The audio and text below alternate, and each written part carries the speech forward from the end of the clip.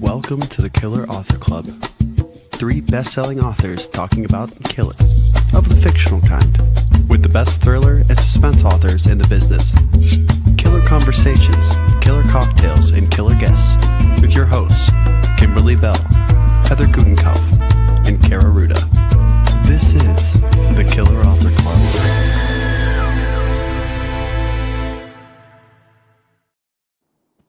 Hello, and welcome to the Killer Author Club, your favorite haunt for all things murder, mystery, and mayhem. We are so excited to have killer extraordinaire Danielle Girard here in the Killer Author Club hot seat to talk all things pinky swear. Will she survive? Will we? We have tons of questions and heaps of killer fun planned, so buckle up and get ready to kill the lights. I'm Killer Heather Gutenkauf. Who do we have here?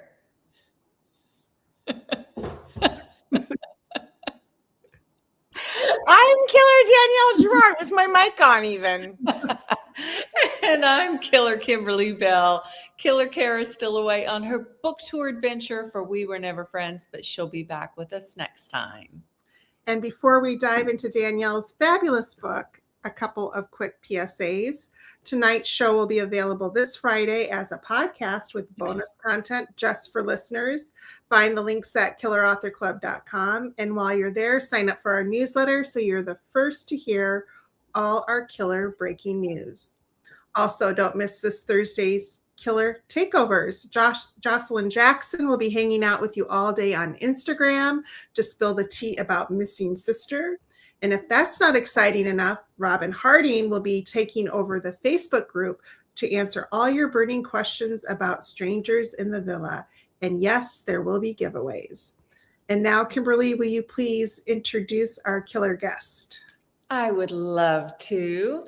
Danielle Girard is the USA Today and Amazon #1 best-selling author of 16 novels, including the Annabelle Schwartzman series, Chasing Darkness, and the Rookie Club series. Her books have won the Barry Award, the Romantic Times Reviewer's Choice Award, and Whiteout was in the top 100 best-selling ebooks of 2020. In addition, 2 of her titles have been optioned for screen. Danielle is also the creator and host of the Killer Women podcast, where she interviews the women who write today's best crime fiction. A graduate of Cornell University, Danielle received her MFA in creative writing at Queen's University of Charlotte, North Carolina. When she's not traveling, Danielle lives in the mountains of Montana. Now, Danielle, we're so excited to have you here. Thank you for having me. I'm so excited to be here. Of course. Would you please give us like a little bit about what Pinky Swear is about? I would love to. Pinky Swear is about a woman named Lexi McNeil. She married an older man and happily raised his 2 children. And now she's in her mid-30s at that point where she has to decide whether she wants children of her own. And she does. And she decides she does. And when she tries to get pregnant, she's experiences idiopathic infertility. That just means there's no good medical reason she can't get pregnant. At the same time, one of her best friends from high school comes back into her life, leaving an abusive marriage. And Lexi takes her in, and the 2 become close again as though no time had passed. And Mara offers to be Lexi's surrogate. And it seems like the absolute perfect solution until 4 days before the baby is due and Mara disappears. Oh my gosh, so good. You guys get chatty and drop your questions for our killer guest in the comments. But first, Heather, what are we drinking? Oh, yes. Tonight's drink is the Pinky Promise cocktail. So, Danielle, can you please tell us why you've chosen this as your drink tonight? Well, I am a big fan of grapefruit, and it's pink, which seems so perfect for, even though pinky isn't about the color pink, everything it makes me think of is pink. So you've got a pink cocktail with a little bit of a, grapefruit vodka splash. You can put a little sparkling water in there. And if you're doing a mocktail, you can just leave the vodka out and it's lovely, just sparkling water and grapefruit. Delicious. So good. So good. All right, you guys, we created the Killer Author Club so readers could get up close and personal with their favorite thriller writers. Our upcoming lineup is stacked with amazing killers. We've got Will Dean coming up, Jillian McAllister, Deborah Goodrich Royce, Sally Hepworth, and so many more. For dates, times, past episodes, and our Killer 2026 lineup, surf to killerauthorclub.com. But tonight, it's all about Pinky Swear. Here's what some of Danielle's early reviews had to say about the book. Killer Geneva Rose, we know Geneva, #1 New York Times bestselling author of The Perfect Divorce, says, visceral, tense, and shocking, Pinky Swear is an absolute must read. And there's this from Alex Finley, also a Killer alum, best-selling author of Parents Weekend, heartfelt, twisty, and even shocking. Pinky Swear is a triumph. Make an oath to pick up this stunning novel. And here's what I wrote about the book. Girard delivers a daring, twist-laden plot that barrels towards an electric, heart-stopping climax with chilling precision, a white-knuckle tale of friendship, betrayal, and the true meaning of family. So, Danielle, we know you are a devious and daring killer, and now we want to know your answer to the killer question. When do you kill? Well, I kill whenever it suits me, which is, when someone crosses my path in the wrong way. There's some people out there who might be getting it. I love it. Perfect answer. Okay, so you already talked about the nightmare scenario that Pinky Swear is kind of built on, a surrogate vanishing only days before the baby is due. So, and I saw this fly by over here too. Let's see if I can pull it up. Where did you come up with this idea? Like, did you read something? Did you hear something? Like, where did this come from? There's a scene in the book, which you guys know what scene I mean, that came to my mind during the pandemic, maybe because we were all in such close quarters, but I just had that scene for 3 years and trying to figure out how to use it. And this whole book sort of was me working towards that scene.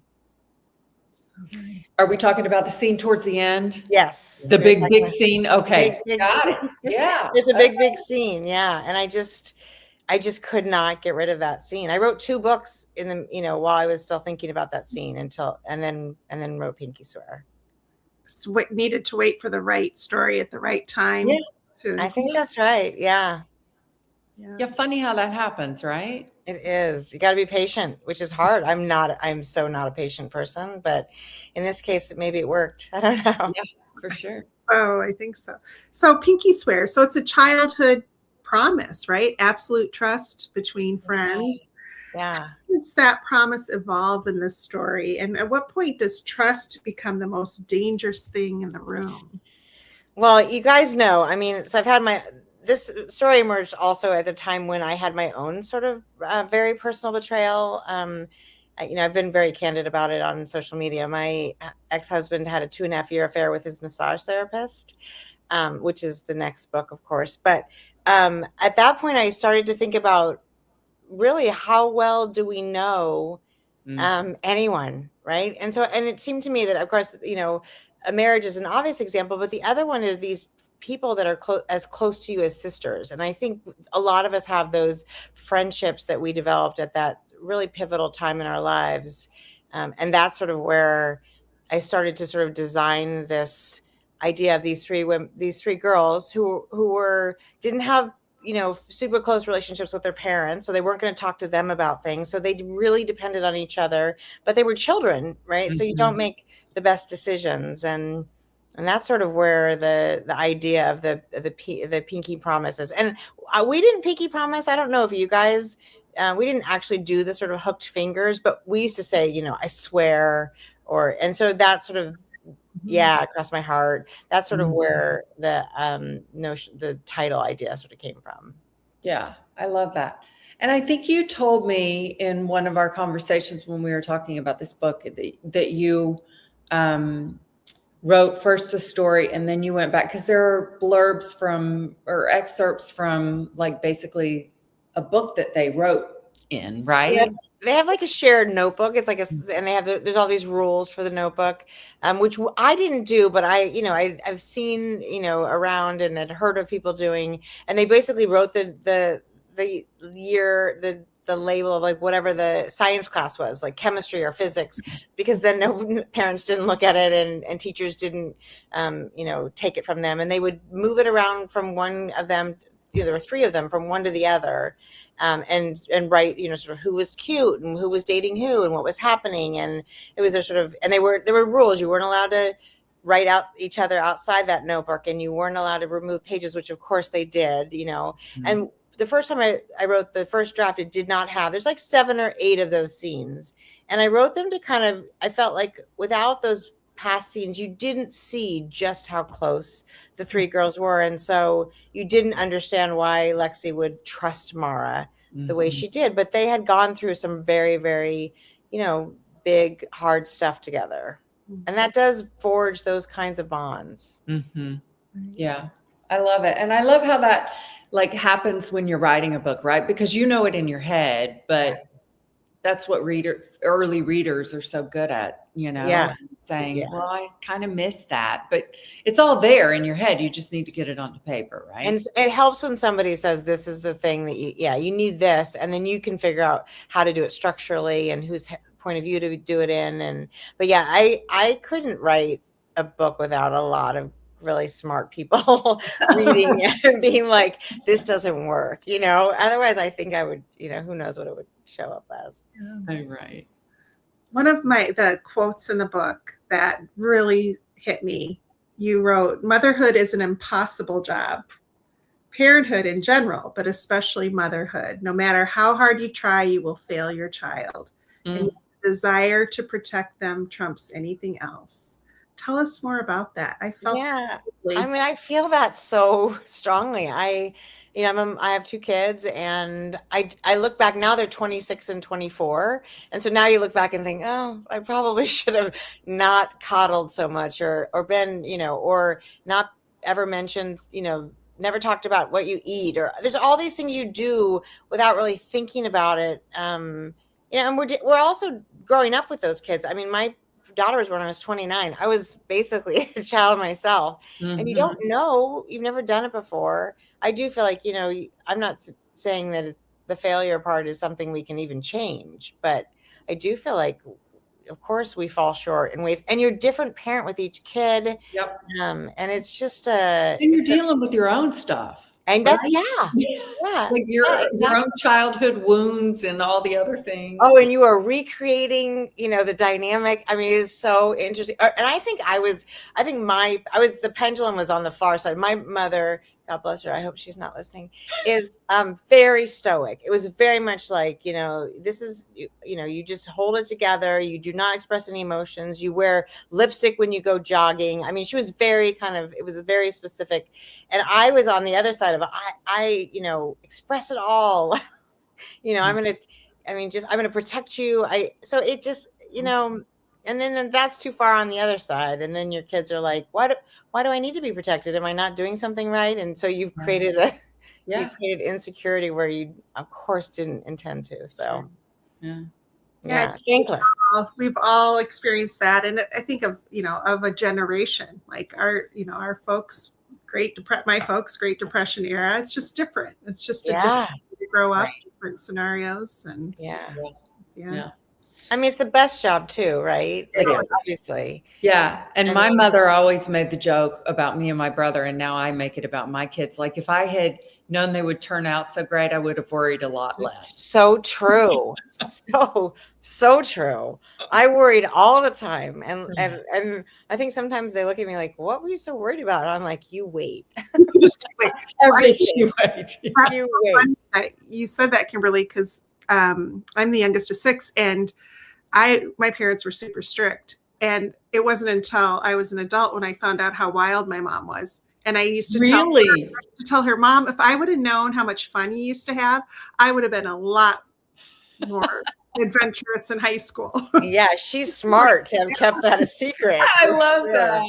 Yeah, that's hilarious. I love that.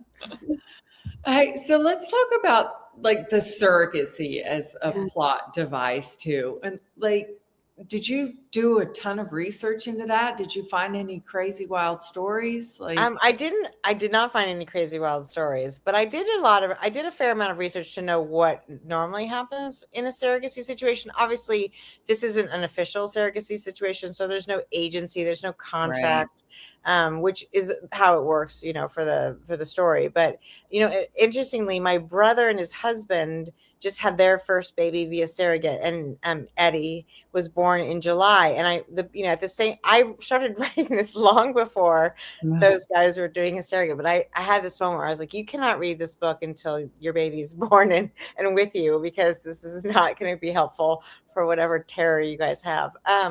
So I knew enough, just like I knew enough about infertility. I didn't experience that stuff myself, but I knew enough. And I have friends who've used surrogates. I have friends who've dealt with infertility.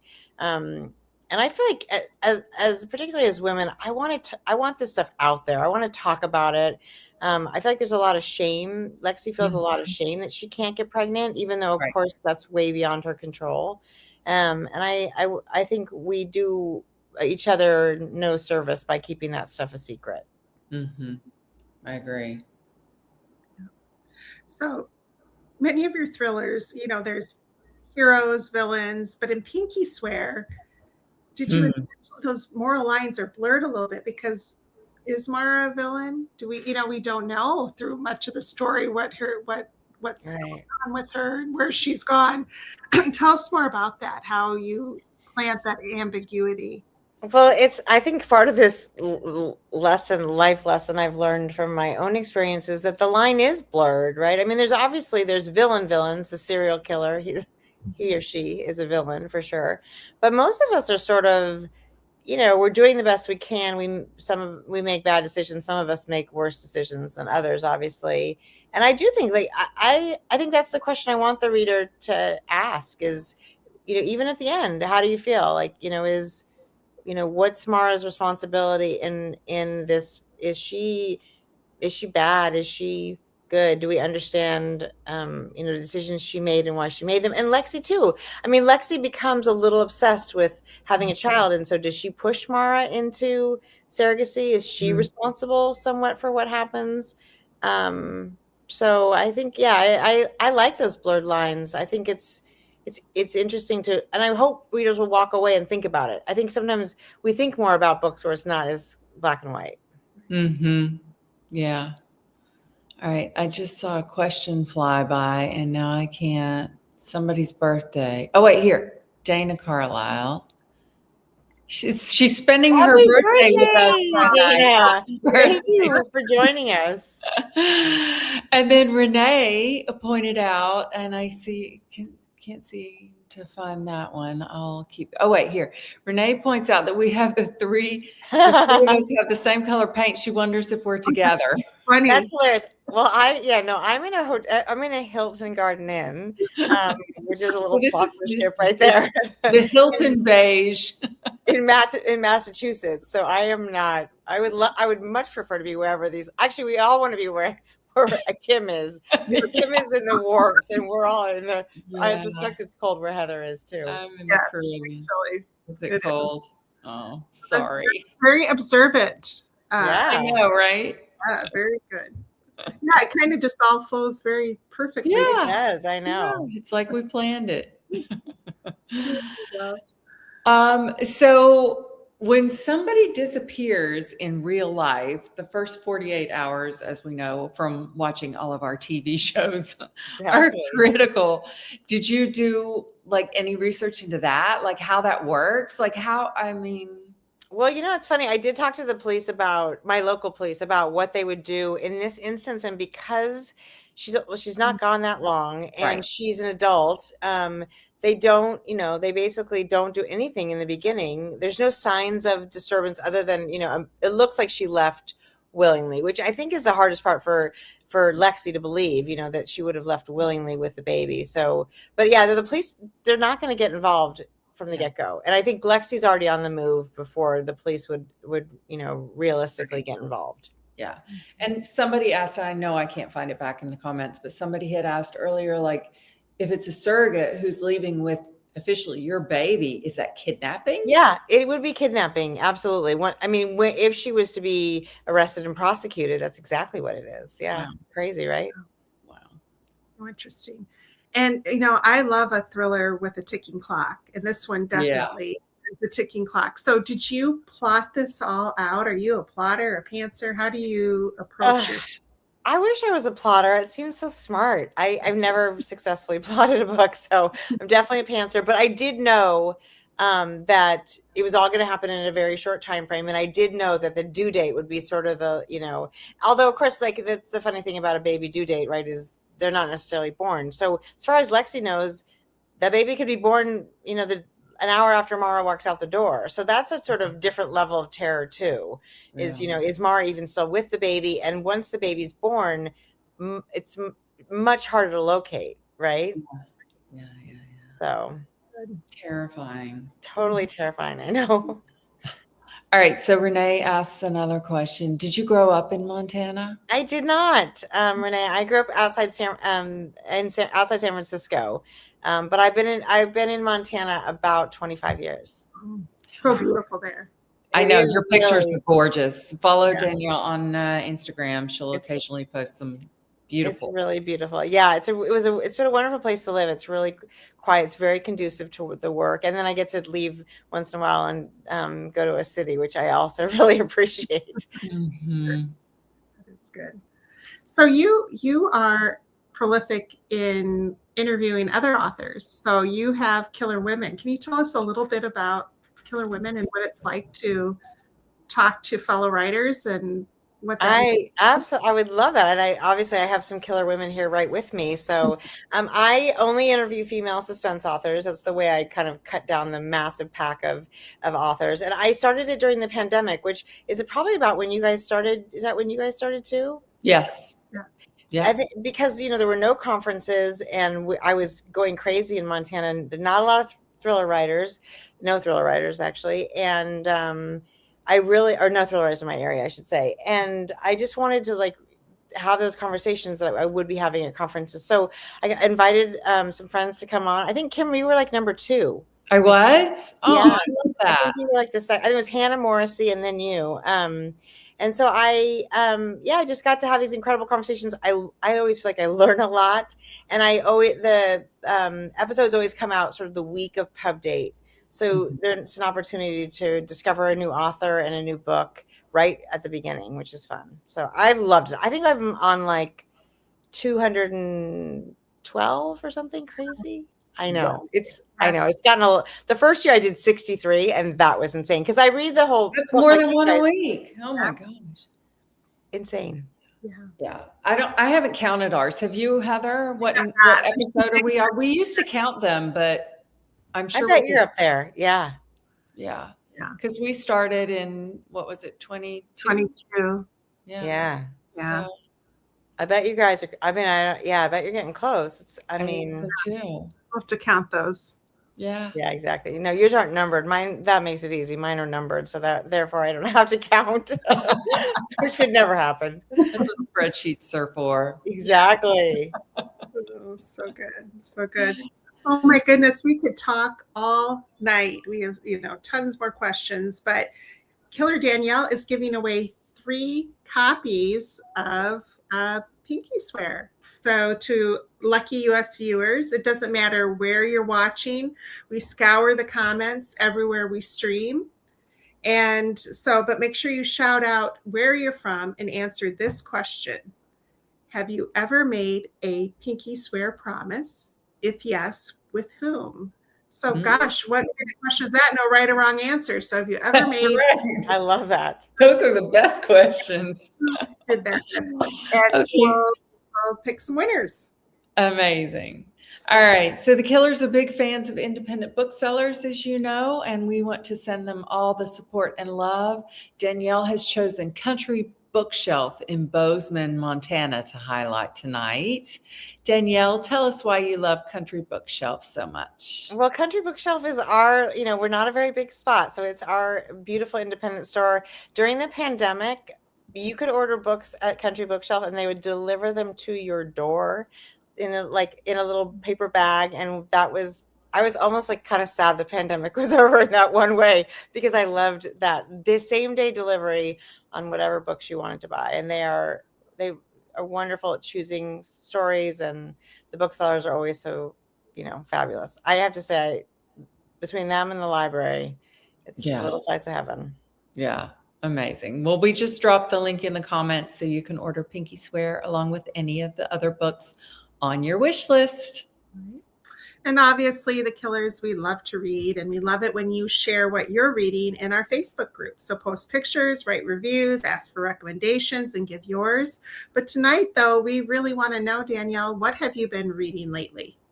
Well, I just recently finished Frederick Bachman's My Friends. I don't know. I'm such a fan of his. And I'm listening to this now. I'm going through the Beartown series about hockey. But I'm also reading for Killer Women, Jane Harper's new book. Oh, I'm going to be interviewing her in Atlanta. So I have it on my next. I'm about a third of the way through. Last one out, it's called. She's incredible. So that is really, really fun. And I have a huge stack. I've got Heather's new book on my Kindle that's got to get read, and I finished Kim's not that long ago. Kara's is on my Kindle. So anyway, it's a dangerous business to be in when you have so many talented friends. That's right. So many good books, right? So many good books. All right. Well, speaking of good books, we have 2 fabulous new releases we wanted to celebrate tonight. First, we have She Thought She Was Safe by Terry Parlato, an immersive modern Gothic in which a young woman is reunited with the famous father she never knew at a secluded lakeside community hiding nightmarish secrets. We also have Night of the Mannequins by Stephen Graham Jones. This one combines psychological and supernatural horror with a touch of humor in a slasher story where a teen prank goes very wrong and all hell breaks loose in a small town. I love those. Right? Terry is giving away 2 copies of She Thought She Was Safe, and Stephen 5 copies of Night of the Mannequins, all to U.S. viewers. If you want in, tell us so in the comments, and make sure to shout out where you're from. And because we're all about shamelessly plugging our own murdery fun, don't miss the Killer's latest reads. Yes, Kara's got We Were Never Friends, a sorority reunion that takes a very, very dark turn. And speaking of deadly parties, Heather's serving up the perfect hosts an over-the-top gender reveal party that explodes in more ways than one. And finally, speaking of deadly parties, Kimberly's taking you on a deadly European getaway in the expat affair, 2 Americans, the glittering diamond trade in danger in Amsterdam. And we want to say a big killer thanks to Book Reporter for sharing the murdery love. Stay up to date on bookish news and events at bookreporter.com. And guess what, Danielle? We've got great news for you. Yes. You have survived the Killer Author Club. Whew. I love it. Where readers can find you.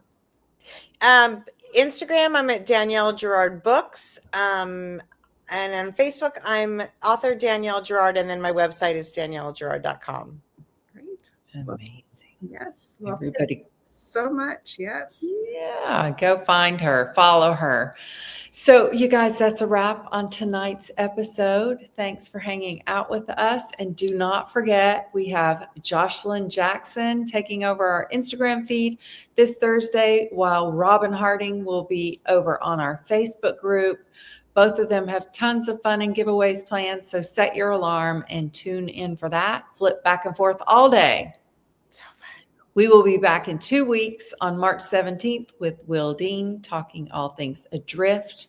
Until then, you can find us wasting way too much time on Instagram, Facebook, TikTok, YouTube. Make sure to subscribe to our channel there.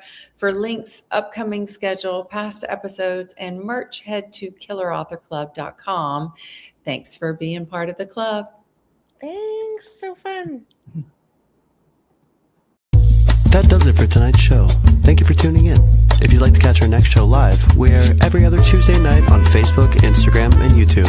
For times, upcoming schedule, and to catch up on past episodes, visit us at killerauthorclub.com. Happy reading. Now get on out there and kill that TBR.